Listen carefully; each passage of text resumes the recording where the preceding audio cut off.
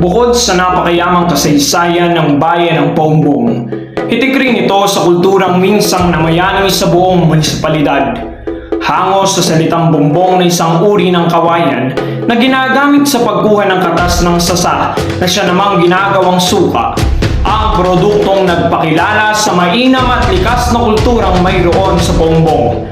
Isama na rin natin ang paggawa ng mga pawid na sa bawat hibla ng sasang hinahabi ay nagtataglay ng pagpapaunlad at pagsasabuhay ng mayaman itong kultura. Kabisig ng mainam na kultura, ang bayan ay nagtataglay rin ng isang matibay at matatag na pananampalatayang kailanman ay hindi may pagkakaila. Maraming paraan para buhayin ang kulturang napag-iwanan sa pamamagitan ng muling pagtangkilik, muling pagbabalik-tanaw, muling pag-aaral, maging sa paraan ng pagsasayaw.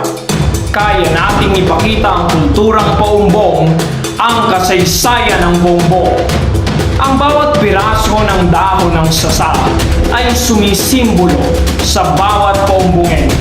At ang bawat Paumbongenyo ay bahagi ng kulturang bumubuo rito. Ito ang ating tanging pamana, ang tanging pamana ng bayang Paumbong. Kaya halina, makisaya sa bayan ng Paumbong.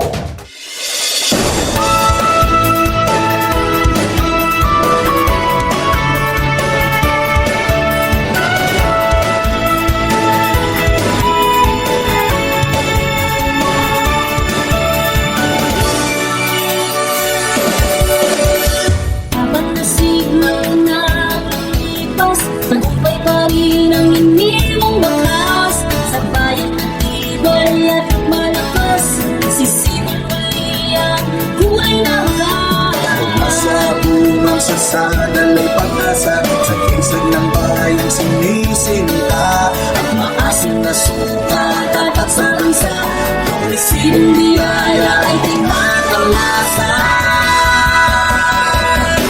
Buksan mo ang bintana, Paumbongenyo, ikaw ay kasama sa pagbabago. Mamamayang may tiyaga at respeto, hindi pagkataong disiplinado, kasaysayang maniwala ay madarama. Saan mang sulok ng munisipalidad, tayong kakaiba dekalidad. Tayo ay gusto, tayo ay tulong-tulong, halika na dito sa Paumbong.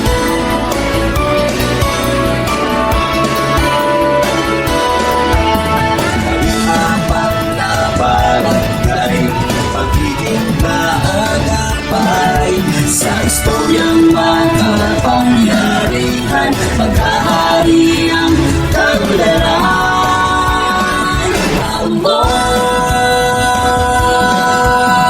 Walang di kayang abutin, bawat hamon ay kakayanin, pagsubok ay papasanin, tagumpay ay aanihin, makiisa, halika na! Buksan mo ang bintana, Paumbongenyo, ikaw ay kasama sa pagbabago. Mamamayang may tiyaga at respeto, may pagkataong disiplinado, kasaysayang maniwala ay madarama. Saan mang sulok ng munisipalidad, parang kakaiba dekalidad. Tayo ay lusmong, tayo ay tulong-tulong, halika na dito sa Paumbong. Kaya sama ka para sa Paumbong, makisa para sa Paumbong, kultura, tradisyon, pag-ibig, direksyon, inspirasyon. Buksan mo ang bintana, Paumbongenyo, ikaw ay kasama sa Paumbong.